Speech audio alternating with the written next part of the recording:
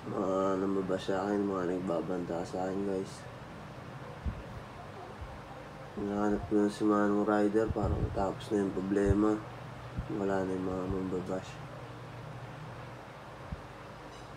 Napatawad pala sa'yo, Manong Rider, sa nabasa ako. Ako po humingi ng paumin sa inyo. Gusto ko po kayo makamit.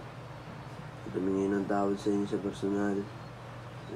Hindi man maiwasan na tayo po ay magkamali o magkasala dahil sobra nating kasiyahan na hindi natin makontrol yung ating mga ginagawa. At ito po ang nangyari sa isa pong lalaki na nag-viral na nambasa ng tubig o ng water gun ng isang motorista.